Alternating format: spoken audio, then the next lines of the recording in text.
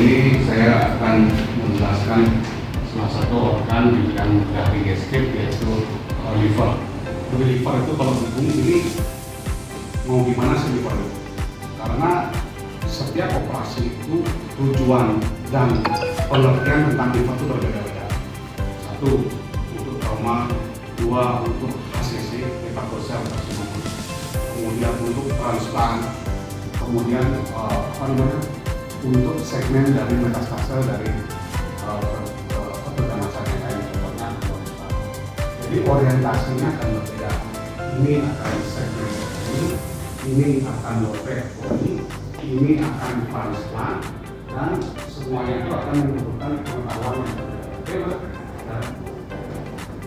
Nah, gampangnya orang ini kalau ada gejala trauma kan menggambarkannya seperti itu.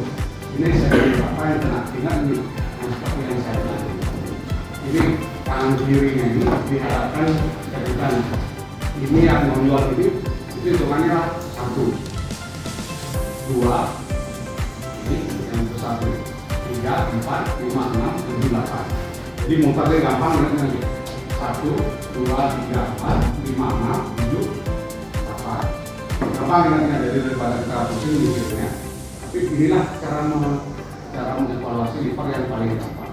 Walaupun nanti di segmen 4 itu ada yang global itu, ada yang 4A, ada yang 4B, bahkan sekarang ada yang membaginya sampai 4C.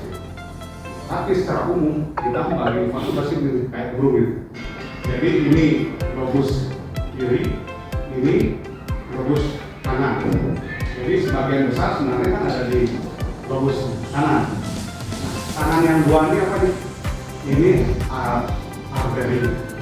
Dan yang satunya adalah vena porta. Ini yang perlu diingat ini ke kiri-kirinya. Jadi ini tentunya vena porta. Nanti kadang-kadang kalau kita operasi, yang kita lihat kan begini aja nih. Jadi kita nggak ada memperhatikan ini. Sedangkan variasinya itu ada di belakang. Kenapa?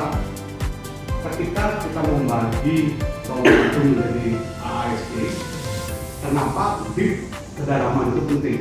Ini 1 cm, 1 sampai 3 cm, lebih dari 3 cm. Kalau dia lebih dari 3 cm, berarti dia sudah melewati parenkim dan liver itu. Kalau kita non anatomikal, kita ambil benang 00 atau 20 dengan jarum yang besar, dengan ujung yang kecil itu, terus kamu masukkan di sini, kira-kira bagian yang di belakang itu bisa kena? Bisa. Jadi arterinya bisa kena, venanya bisa kena, dan yang paling penting adalah drainasenya yang kena. Kalau ini terkena, kalau arterinya nanti tewas nih si livernya. Ataupun kalau misalnya si aliran drainase biliarnya kena, kuning pasiennya pasca operasi. Nah ini berbahayanya kalau kita belum paham dari sisi anatominya. Nah dari arteri ini sendiri, ini 25% yang masuk, belum tadi sekitar 400-500 cc itu. Yang keluar itu 75% itu sampai 1000-an lebih dari 1000 cc. Kan bayangkan berarti setiap darah yang masuk ke liver itu hampir sangat besar. Jadi begitulah berbahayanya sih trauma liver. Sebutkan filter atau selang ini, sehingga kamu setelah dia masuk 2 benang ini mau kamu masukkan apa namanya NGT atau apa, kan tinggal ditarik begini aja. Tapi maksudnya ini dia datang ke kalau enggak ya designing lagi. Nah, itu bisa dilakukan 15 sampai 20 menit. Kemudian baru diulang lagi, di stop 5 menit lagi, baru diulang lagi. Kan tekanannya kurang, tekanan berkurangnya itu lah perannya. Teman-teman kita lihat sesi nanti apa tuh perannya? Tolong dong CVC-nya juga diturunin. Kalau kita bakal begini melakukan renal, kalau CVC-nya tinggi, tekanannya tinggi, darahnya masih muncul aja. Paham tadi ya? Mulai mengerti ya? Pas sudah mengerti, setelah pasiennya stabil, baru kita melakukan manuver-manuver yang berbeda. Kita AST itu muncul kan di tahun 80-90-an. Kenapa dia baru muncul 80-90-an? Karena CT scan masih baru muncul, CT scan-nya lagi naik daun ya, sama kayak sekarang nih. Yang sekarang yang muncul kan angiografi nih, yang muncul. Jadi di sini point of view-nya adalah bagaimana ahli bedah itu mampu beradaptasi dengan teknologi. Kata-kata yang paling berat buat ahli bedah itu adalah ahli bedah akan dibunuh oleh teknologi. Apalagi ada AI, ada macam-macam. Seru, benar kan itu? Benar, ya kita tidak beradaptasi. Maka beradaptasilah kita sebagai kita masih sekian muncul. Nah, kita bisa lihat nih si AST, benar nggak? Oh, ini satu apa yang menjadi AST itu? Pemberian dari Pak satu, yang kedua hematom itu, yang ketiga parenkim, di dalamnya adalah dendra parenkim. Jadi tiga ini aja sebenarnya. Oh, ini ada hematom di parenkim, ada di parenkim, ada di semak tiga ini aja. Image, tapi pasiennya stabil, jawabannya adalah non-operatif manajemen. Kan bisa dari komunikasi dong, atau risiko yang pertanyaan bisa apa resikonya? Akses. Kalau akses diberikan apa? Oke. Kalau misalnya udah saya berikan ini source control lagi. Source control itu apa? Kan nggak ada paraskopi, diagnostik dari NASA. Tidak menggunakan itu maksudnya di sana. Jadi non operatif manajemen itu memerlukan apa saja. Satu, human. Tim trauma, radio 2 alat, radiologi, scan atau mungkin alat berikutnya laboratorium. Tapi kalau ini tidak ada, jangan melakukan non-operatif. Berarti kita nempel sama pasien 24 jam. Nanti maksudnya? Artinya ada pasien lain yang terbengkalai kalau mau nempel sama satu pasien. Jadi non-operatif manajemen itu penting. Nah, yang paling berbahaya di non-operatif manajemen itu apa? Mentality. Sering nggak sabaran. Nah, yang mau dievaluasi apa saja? Itu lab, klinis, kemudian radiologis. Maka itu kalau radiologis miskin diperiksa setiap berapa jam? Setiap 6 jam. Scan berapa jam? Setiap 12 jam. Kalau misalnya lab bisa diulang seberapa jam? Nah, setiap 6 jam. Tapi klinis harus diulang setiap saat. Nah, maksudnya ketika terjadi nyeri itu sign awal untuk melakukan intervensi. Intervensi baru ada. Yang mau ditanya besar. Tadi dokter, terangkat saya atas dari dasar dokter Monitor itu bertanya embolisasi atau transembolization treatment ini keberhasilan tingkatnya kan 80-90% dengan AST grade 3 dan bahkan di grade 4 saya baca memang tingkat keberhasilannya sangat baik. Tapi bagaimana untuk memilih pasien-pasien yang akan menerima transarterial embolisasi? Jadi misalnya pasien datang dengan tekanan darah yang memang sudah mengalami penurunan, sudah diberikan resusitasi, ternyata dia memang berespon dengan respon resusitasi kita, apakah ini pasien akan kita masukkan ke dalam kriteria pasien-pasien yang akan menerima transembolization arteri, atau pasien kita masukkan ke dalam non-manajemen operatif manajemen, lalu kita wadensi untuk mengobservasi tanda dan gejala yang selanjutnya.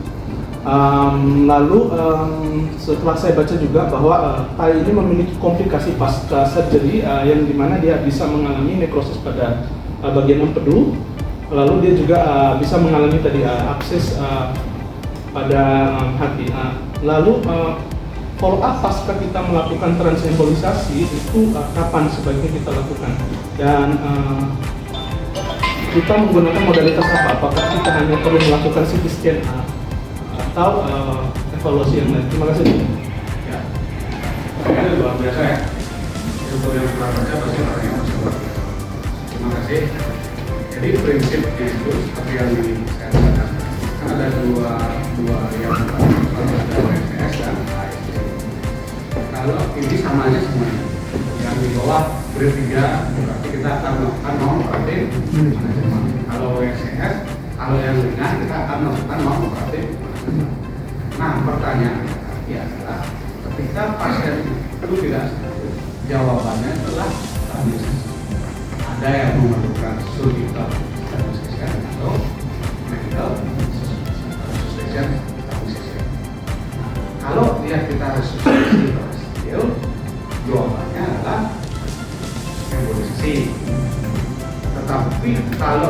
berhasil, jawaban tadi kita masuk untuk menstabilkan lagi dogma yang barunya kan seperti itu. Kalau kita ahli bedah, makanya tadi saya bilang sangat tergantung dari lingkungan pasti dua ini sangat berpengaruh besar. Kalau sudah kita packing stabil lagi pasiennya, kita lakukan embolisasi. Jadi prinsipnya itu adalah pasien harus dengan hemodinamik yang stabil. Itu prinsipnya kapan kita melakukan. Tapi makanya jangan ragu-ragu. Terus setelah saya packing, kemudian saya lakukan tindakan operasi dong, misalnya resesi dan segala macamnya. Benar. Kalau sekarang, kalau teknologi memungkinkan, kita melakukan transplantasi. Komplikasinya semua tindakan ada komplikasinya. Itulah disebut dengan learning curve.